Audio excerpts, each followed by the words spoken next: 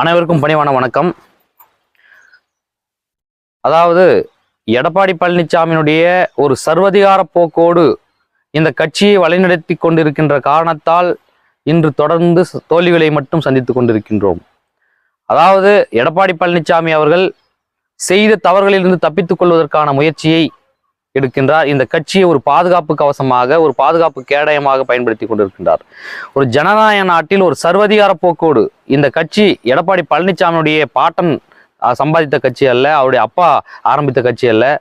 புரட்சி தலைவர் அவர்கள் ஏழை எளிய மக்கள், பாட்டாளி மக்கள், கூலி தொழிலாளர்கள், மூட்டை தூக்கும் சுமை தொழிலாளர்கள் போன்ற ஏழை எளிய மக்களுடைய வாழ்வாதாரத்தை ஊக்குவிக்க வேண்டும், அவருடைய பெருக்க வேண்டும், அவங்களுடைய வாழ்வாதாரத்தை தூக்கி நிறுத்த வேண்டும் என்ற நோக்கத்தோடு ஆரம்பிக்கப்பட்ட கட்சி இன்று ஒரு சர்வதிகார போக்கோடு எடப்பாடி பழனிசாமி அவர்கள் அவருடைய இனத்தை சார்ந்தவர்களும் அவருடைய உறவுக்காரர்களை எல்லாம் அழைத்து பேச்சுவார்த்தை தொடர்ந்து செய்து கொண்டிருக்கின்றார். அதாவது ஒரு இனத்தின் பிடியில் இந்த கட்சியை கொண்டு போய் நிறுத்த வேண்டும் என்ற நோக்கத்தோடு செயல்பட்டு கொண்டிருக்கிறார் என்பது நாட்டு மக்களுக்கு நன்றாக தெரியும்.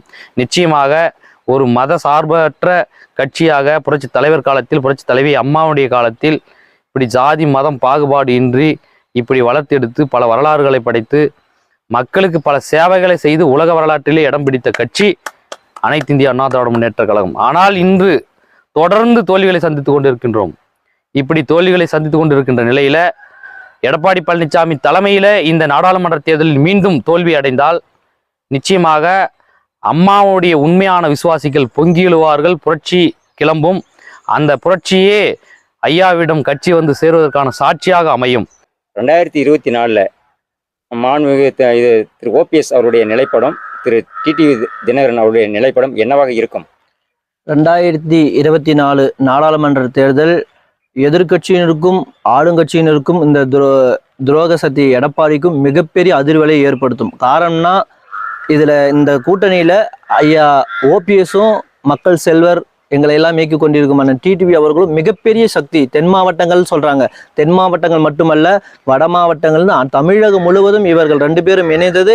இவர்கள் எடப்பாடி தரப்புக்கும் திமுக தரப்பும் மிகப்பெரிய தோல்வி. அவர்களுடைய வாக்கு சதவீதம் முன்ன டிடிவி இருக்குள்ள எவ்வளவு வாக்கு சதவீதம் வாங்கினது அனைவருக்கும் தெரியும். இப்ப ஐயா ஓபிஎஸும் இணைஞ்சிருக்காரு. இப்ப இவங்க இருக்கின்ற கூட்டணி தான் வெற்றி கூட்டணியாக மாறும். இவர்கள் கூட்டணி தான் பிரதமரை தேர்ந்தெடுப்பதில் மிக முன்னுதாரணமாக இருக்கும். இந்த கூட்டணி வருங்காலங்களில் அம்மாவின் தொண்டர்களுக்காக உருவாக்கப்பட்ட அனைத்து இந்திய அண்ணா திராவிட முன்னேற்ற கழகத்தை அம்மா மக்கள் முன்னேற்ற கழகமும் ஐயா ஓபிஎஸ் அவர்களும் சேர்ந்து மீட்க போவார்கள். இது நடப்பது உறுதி.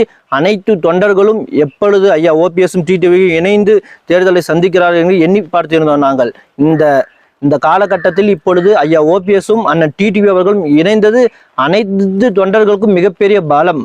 நிச்சயமாக இந்த நாடாளுமன்ற தேர்தலில் அண்ணன் டிடிவி அவர்களும் ஐயா ஓபிஎஸ் அவர்களும் இருக்கின்ற கூட்டணி நிச்சயமாக வெற்றி வாகை சூடும் என்பதை இந்த நேரத்தில் நான் தெரிவித்துக் கொள்கிறேன். எடப்பாடி பழனிசாமி அவர்களுடைய தூண்டுதலின் காரணமாக சமூக வலைதளங்கள்ல ஒரு சில விசமிகள் பொய்யான தகவலை பரப்பி வர்றாங்க. அதாவது பாஜக கூட்டணிக்கும் கழக ஒருங்கிணைப்பாளர் ஐயா ஓபிஎஸ் அவர்களுக்கும் ஒரு முரண்பாடு ஏற்பட்டிருக்குது அப்படின்னு. அது மட்டும் இல்லாம தாமரை சின்னத்துல தான் ஐயா அவர்களை போட்டியிட சொல்லி நிர்பந்திப்பதாக ஒரு பொய்யான தகவலையும் சொல்லிட்டு இருக்கிறாங்க. நீங்க எப்பேற்பட்ட கட்டுக்கதையை கட்டவிழ்த்து விட்டாலும் உணரக்கூடிய தொண்டர்கள் கழக ஒருங்கிணைப்பாளர் ஐயா ஓபிஎஸ் இடத்துல தான் இருக்கிறாங்க. எங்களுடைய உடம்பில், அதாவது உணரக்கூடிய தொண்டர்களுடைய உடம்பில் கடைசி சொட்டு ரத்தம் இருக்கும் வரை கழக ஒருங்கிணைப்பாளர் ஐயா ஓபிஎஸ் அவர்களுடன் இந்த யுத்த களத்தில் நிற்போம் என்பதை தெரியப்படுத்துகிறோம். விரைவில் கழகத்தை மீட்போம்.